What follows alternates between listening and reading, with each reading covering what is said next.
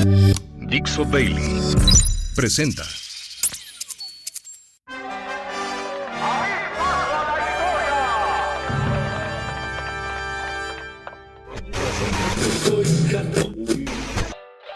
Damas y caballeros, aquí se platican historias, Anécdotas y efemérides. Porque jamás la historia se atrevió a tanto. Con Alejandro Rosas. Esto es Porque jamás la historia se atrevió a tanto. Y estamos aquí iniciando el mes de mayo, quinto del 2026. Hay muchas historias. Desde luego hoy deberíamos estar no trabajando porque es día del trabajo y muy a la usanza del mundo, todo mundo para labores. Pero vienen días interesantes para México. El 5 de mayo la batalla, el 8 de mayo el natalicio de Hidalgo, por ahí el 15 de mayo el triunfo de la República y Día del Maestro, el Día de las Cabecitas Blancas y demás. Pero aquí en Porque jamás la historia se atrevió a tanto, vamos a dedicarle algunas cosas distintas para estos días, nuevas historias, nuevas ideas que se me han ocurrido. Y aquí estoy con mi querido Albornoz en una emisión más de este gran podcast de divulgación de la historia. Y fíjense que para esta ocasión se me ocurrió hablar de memorias. Sí, no de memoria porque esa la tengo excepcional, pero sí de personajes, protagonistas, caudillos, políticos que han escrito sus memorias. Y creo que esto es importante porque de pronto los olvidamos, o desde luego hay que decirlo, las memorias o la autobiografía siempre es muy condescendiente el autor consigo mismo. Las memorias de Porfirio Díaz no van a decir, pues sí era un dictador y me gustaba matarlos en caliente o cosas por el estilo. Pero desde luego son un referente, son los documentos que siempre hay que revisar cuando estamos biografiando o queremos acercarnos a uno de los personajes. Y miren, hacia el vuelo, antes de empezar con 4 que elegí para esta ocasión, personajes que escribieron y nos dejaron sus memorias: Agustín de Iturbide, Santana, donde ahí él escribe una frase que es maravillosa que dice: la línea divisoria entre México y Estados Unidos la fijaré con la boca de mis cañones. Y sí se fijó con la boca de los cañones, pero gringos. Se la recomiendo. También ahí cuenta cómo se quedó dormido frente a los tejanos. Otra más, por ejemplo, Miramón, no me acuerdo si en El Caballero del Infortunio o en alguna de estas pocas biografías que hay, también dejó una especie de diario. No memorias, pero sí diario ya propiamente de lo que fue el sitio de Querétaro.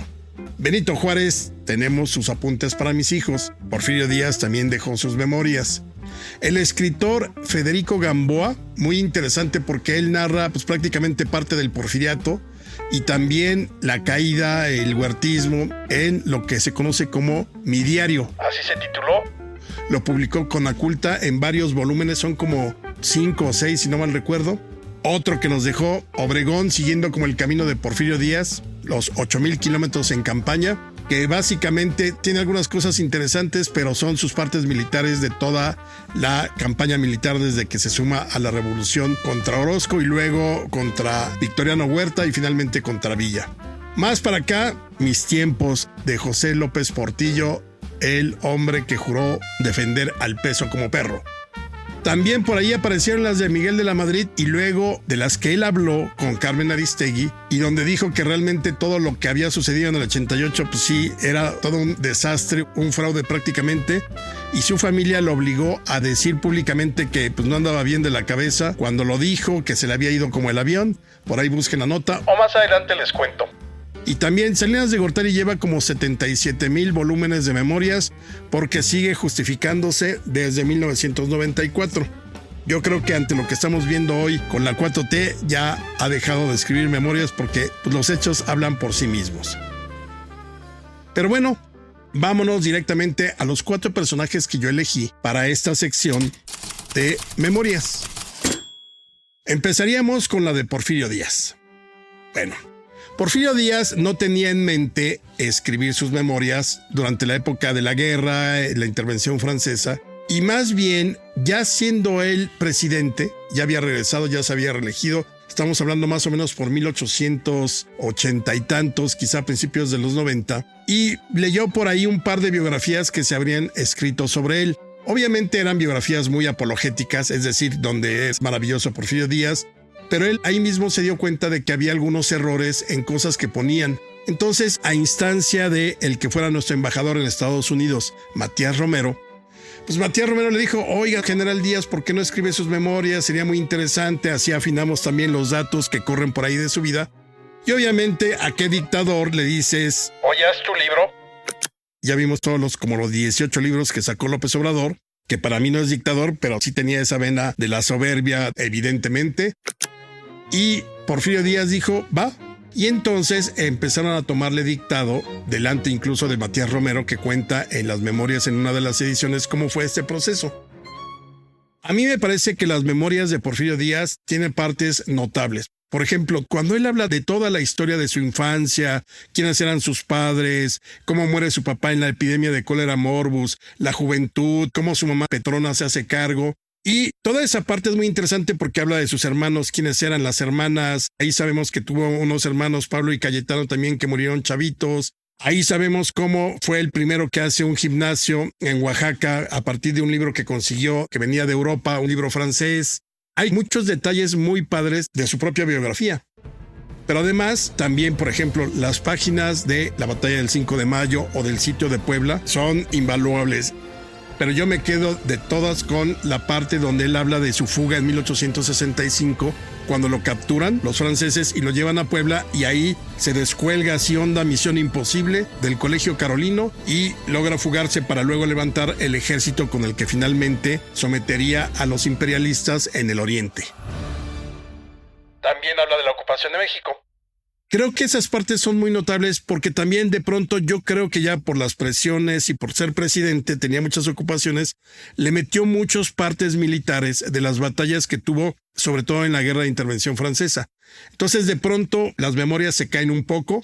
Y ojo, para todos aquellos que dicen, juran y se desgarran las vestiduras diciendo que el gran héroe del 5 de mayo fue Porfirio Díaz, pues el propio Porfirio Díaz en sus memorias nos dice que no, que él estaba a las órdenes de Zaragoza y que lo obedeció. Y de hecho, este pasaje que les voy a leer es de las memorias de Porfirio Díaz. Él no se pone como el héroe, sí participó, sí fue importante su participación, pero era un subordinado. Así que no quieran darnos gato por liebre. Tiene otras muchas virtudes en la época de la intervención Porfirio Díaz, pero no es el héroe del 5 de mayo. Y aquí lo sostengo, y si no nos vemos abajo del metro Tenochtitlán cualquier día que quieran. Bueno, Porfirio Díaz sobre el 5 de mayo dice: esta victoria fue tan inesperada que nos sorprendimos verdaderamente con ella, y pareciéndome a mí que era un sueño, salí en la noche al campo para rectificar la verdad de los hechos con las conversaciones que los soldados tenían alrededor. Imagínense, ni el propio Porfirio Díaz creía que hubieran ganado. Es una de las perlitas que nos deja en sus memorias. Hay varias ediciones, búsquenla, vale la pena que la tengan en su biblioteca. Vámonos con el siguiente personaje. Benito Juárez. ¿Cómo se llaman sus memorias? Apuntes para mis hijos. Hoy sabemos, por todo lo que se ha estudiado sobre Juárez, que él no pensaba hacer unas memorias para publicarlas. Al parecer, lo que escribió en Apuntes para mis hijos eran una serie de textos sobre distintos momentos de su vida, pero que estaban destinados como para dejarlos a su familia.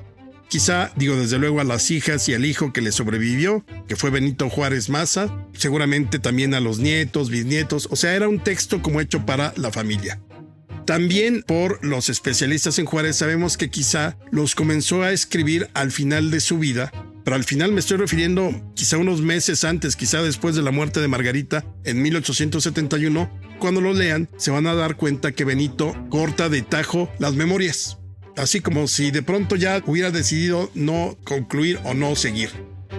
Y lo padrísimo de las memorias de él es que él nos cuenta todo lo que vivió desde que era un niño en San Pablo Guelatao, cómo no tocaba la flauta de carrizo, cómo tampoco huyó porque se le había perdido un borrego y entonces su tío le iba a pegar. Te va contando toda esa parte, cómo llega a Oaxaca, con quién se hospeda, sus primeros estudios, cómo entró a la masonería, su oposición a Santana, su destierro, y termina, propiamente con la Revolución de Ayutla Y también, digamos que se suspenden cuando ya está promulgada la Constitución de 1857. Incluso Juárez comenta de cuando a él le tocó publicar la ley Juárez, prácticamente la que estableció que todos los mexicanos éramos iguales ante la ley. Ahí se interrumpe en 1857 y fíjense, una de las frases notables que yo rescaté de sus memorias, de hecho es el último párrafo de las memorias, dice así, escribe Benito Juárez: desde que tuve el carácter de gobernador, abolí esta costumbre usando el sombrero y el traje del común de los ciudadanos, es decir, no se vestía de una manera diferente, y viviendo en mi casa sin guardia de soldados y sin aparato de ninguna especie, porque tengo la persuasión de que la respetabilidad del gobernante le viene de la ley y de un perfecto proceder, y no solo de trajes ni de aparatos militares propios solo para los reyes de teatro. Ese es Benito Juárez en sus memorias, y lo cual me parece muy interesante. Insisto, si quieren conocer un Juárez distinto del que nos han recetado tanto la historia oficial como ahora la 4T, y también alejada de los enemigos de Juárez que siguen existiendo, échenle un ojo a los apuntes para mis hijos. No se van a arrepentir. Es el Juárez, digamos, de antes de que subiera a el escenario nacional. Memorias que son mis favoritas. Las de Francisco y Madero. También tuvo un momento de lucidez y le puso un supertítulo a sus memorias y el libro se llama Memorias. Después del chistorete, ojalá se hayan reído, y si no, ojalá Albornoz me ponga aquí unas risas de que estuvo muy bueno mi chistorete. Fíjense que es muy curioso cómo Madero empezó a escribir sus memorias a los 35 años. Eso es lo curioso porque no era nadie en ese momento. Se le conocía como hijo primogénito de una de las familias más ricas de ese momento, de más o menos 1909-1908, pero todavía no saltaba a ser el candidato, el de la Cruzada Democrática. Se le conocía en la alta sociedad porfiriana, pero no era nadie como para decir, híjole, ojalá Madero se le ocurra escribir sus memorias a sus 35 años. Porque, a ver, seamos muy honestos, ¿quién a sus 35 años se le ocurriría escribir sus memorias? Digamos, en términos de la longevidad de la vida, pues todavía a los 35 años uno es un chavo caguengue, hay que decirlo. Pero Madero como que vislumbró que quizá le esperaba una misión y vislumbró también que como ya estaba decidido a lanzarse a la Cruzada Democrática, dijo, Pues voy a escribir. De hecho, no las publicó en vida. La primera vez que fueron publicadas ocurrió en 1920, cuando se conmemoraron 7 años del asesinato. Y entonces una agrupación llamada Pro Madero publicó un libro que se titulaba Reseña de las ceremonias conmemorativas que tuvieron lugar en la República el día 22 de febrero de 1920. Y entre, digamos, todas las sinopsis de lo que fue sucediendo en cada estado con estos homenajes, también publicaron las memorias. Fue la primera vez que los lectores mexicanos en 1920 pudieron saber algo más de lo que Madero era como persona. La primera parte se llama Mis Recuerdos, y a mí me parece también la mejor porque es, nuevamente, donde él cuenta acerca de su infancia, acerca de su vida, acerca de sus hermanos, acerca de que estudia en París, de que le toca la bella época, de que estudia también en Berkeley, de cómo regresa, de su relación con el espiritismo. Quizá esta primera parte que se llama Mis Recuerdos es la más importante porque ahí confirma, reafirma y no queda lugar a dudas que el espiritismo lo marcó. Y fíjense, les rescaté 2 cosas importantes de las memorias. Primero, ahí sabemos que él consideraba a su hermano Raúl, el que murió en un accidente porque se le vació una lámpara de queroseno allá en la hacienda del Rosario. Era un chiquito, tendría 4 o 5 años, y entonces murió de manera espantosa. Pero en las memorias Madero nos confirma que Raúl, como espíritu, era su ángel guardián. Y dice así Madero: ese hermano querido, al abandonar este mundo, no por eso nos abandonó, y desde su mansión etérea sigue nuestros pasos con solícito cariño, desempeñando con sus hermanos de la tierra el dulce papel de espíritu protector, o sea, lo que se llama en términos más poéticos, ángel guardián. Y tan era el ángel guardián que recuerden que en todas las comunicaciones espiritistas de Madero las que van de 1900 a 1904, el 95% de ellas estaban firmadas por el ángel guardián, es decir, por Raúl. Pero además, ya casi al término de esa parte de mis recuerdos, dice Francisco I. Madero: cuando me penetré de lo racional y lógica que era la doctrina espírita, concurrí en París a varios círculos espíritas en los cuales presencié algunos fenómenos interesantes. Los médiums, cuyo trabajo fui a presenciar, me manifestaron que yo también era médium escribiente. Estas comunicaciones me hicieron comprender a fondo la filosofía espírita y sobre todo su parte moral. Y como en lo íntimo me hablaban con gran claridad de los invisibles que se comunicaban conmigo, lograron transformarme, y de un joven libertino e inútil para la sociedad, han hecho de mí un hombre de familia, honrado, que se preocupa por el bien de la patria y que tiende a servirla en la medida de sus fuerzas. Las otras dos partes de las memorias son bastante aburridas porque lo que va narrando son 2 campañas electorales locales del estado de Coahuila en las que participó. Pero si pueden tener acceso a las memorias de Madero, con que lean la parte de mis recuerdos van a encontrar una cantidad de datos ¿Como para ligar? pero también datos como para conocer un poco más a Francisco I. Madero en su vida personal. Y vámonos con nuestras memorias número 4, las de José Vasconcelos. Él no le puso memorias, no le puso autobiografía, es una tetralogía. Son 4 volúmenes, cada uno tiene un título. Se publicaron por primera vez en 1935 porque él tuvo tiempo en el exilio después de salir del país en 1929, tuvo tiempo de escribir las memorias y el primer volumen se publicó en 1935 por Ediciones de Andrés Botas o Botas Ediciones. El primer tomo se llama Ulises Criollo y prácticamente es desde que nace hasta, si no mal recuerdo, la caída de Madero. Luego La Tormenta, que es desde el inicio de la Revolución Constitucionalista hasta que cae Carranza. El Desastre, que es toda su gestión desde que es nombrado rector de la universidad ahí por el año de 1920, la creación de la CEP, el muralismo, toda esa parte, hasta que tiene que ir al exilio después de 1924, y el Proconsulado, que narra todo lo que es la campaña de 1929. A mí me parece que uno de los grandes escritores mexicanos es José Vasconcelos. Su pluma, la manera de narrar, la manera de conquistarte a través de las letras es verdaderamente maravilloso. Y sus 4 volúmenes prácticamente es un recorrido desde lo personal. Habla de política, de los personajes, de los caudillos, de Carranza, de Villa, de Zapata, de Ángeles. A todo mundo conoció. Entonces es muy interesante. También lo pueden leer desde la perspectiva histórica. También tiene una vena ahí gastronómica muy interesante porque te cuenta de platillos, te cuenta de comidas en el extranjero cuando vivió en el exilio. Y también tiene una vena erótica maravillosa cuando habla de la gran amante que tuvo, o la que fue, yo creo que la gran pasión de su vida, Elena Arismendi Mejía, que en las memorias se llama Adriana. Pero les cuento una cosa. Cuando la publica él en 1935, apareció íntegramente como la había escrito. Yo llegué a conocer a la hija de José Vasconcelos y una vez me dijo que ella nunca había leído las memorias de su padre por todo el dolor que le causaba a su mamá. Porque en las memorias habla sin ningún tapujo de sus amantes, de los líos en que se metió y demás, y era algo que lastimaba mucho a su madre. Entonces la hija dijo, yo jamás las leí.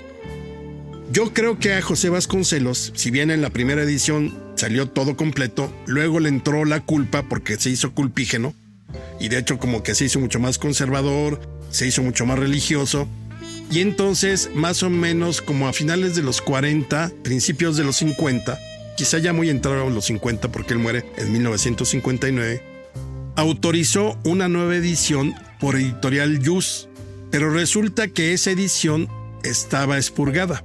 Es decir, le quitó todos esos episodios de los amantes, de la violencia, y entonces pues prácticamente es una edición de José Vasconcelos y sus memorias desangelada totalmente. Si pueden, hay una edición muy buena del Fondo de Cultura Económica. Me imagino que la tendrán todavía vigente. Ahí pueden conseguir los 4 volúmenes. Pero esa es la que tienen que leer. Si por ahí en una librería de viejos se encuentra la de Yus, cómprenla porque es una joyita. Casi nadie sabe que la expurgó, pero prácticamente se autocensuró terriblemente. Ya regresaremos en otra ocasión con más memorias. Pero ahorita, antes de despedirme, viene el 5 de mayo. Para mí sí es una de esas fechas fundamentales para la historia, fundamentales para lo que fue la lucha del liberalismo. Y entonces les voy a contar una historia. Ignacio Zaragoza era un hombre para quien la palabra patria guardaba el significado más profundo. Así como lo oyen.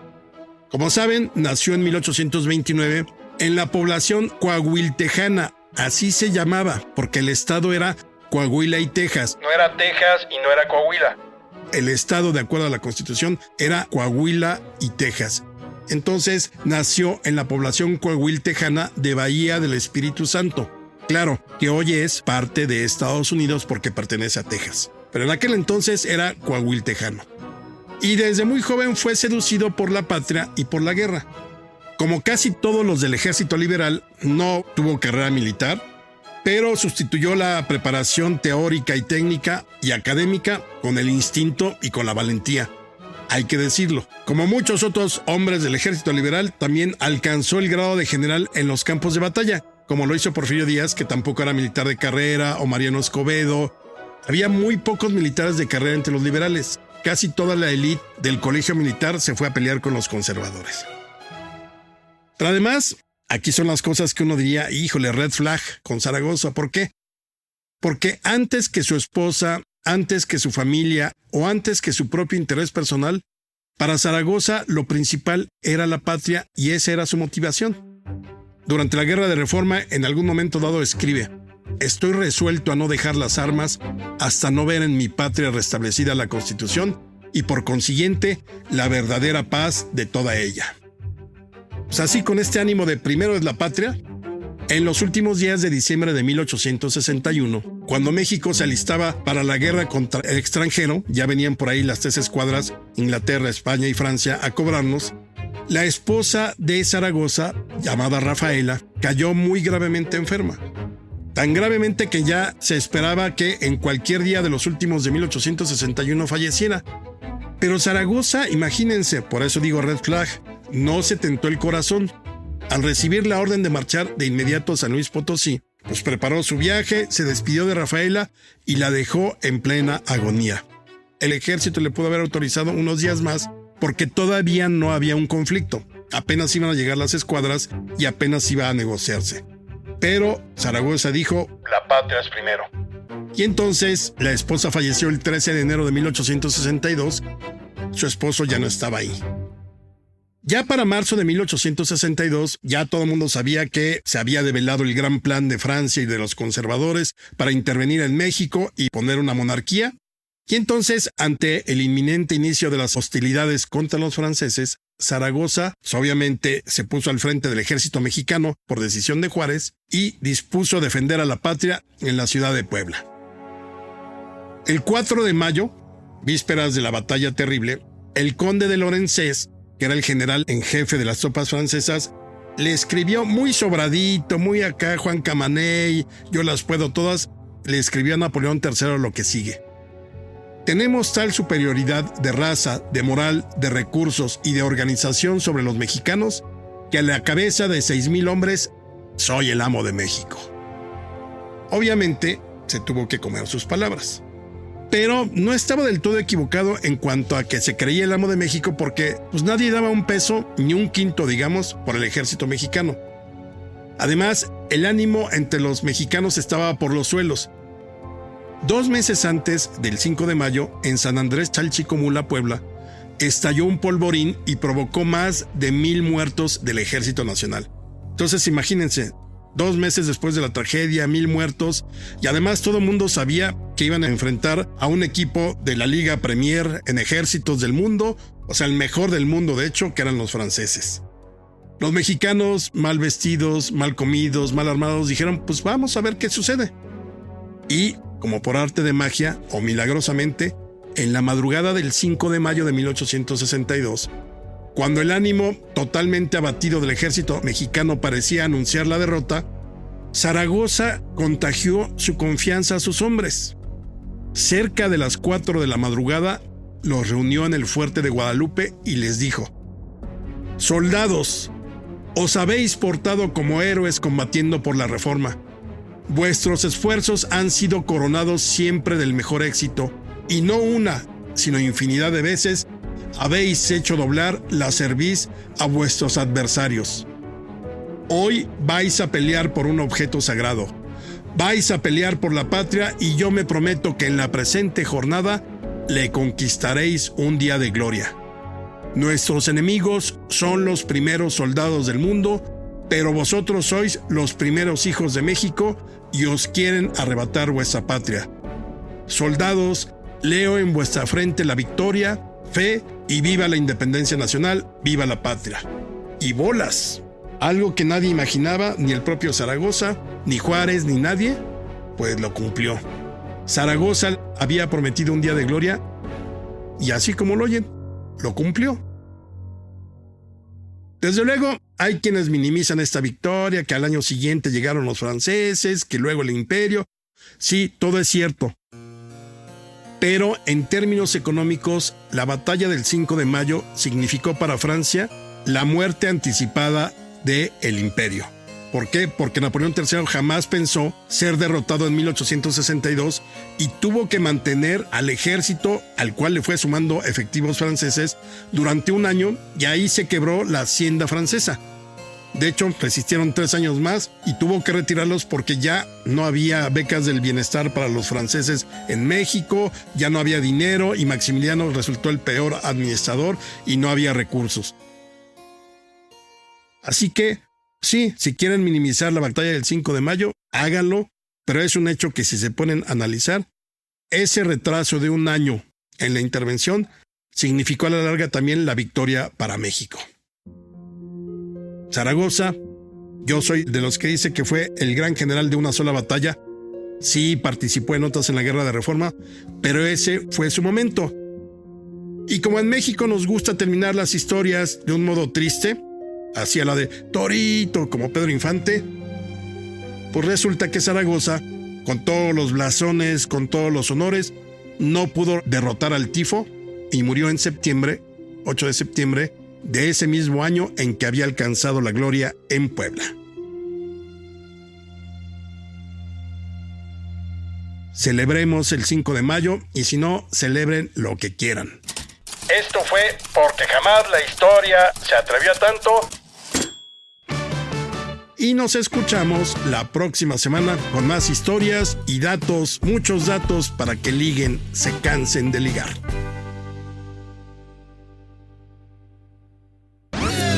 Una producción de Dixo.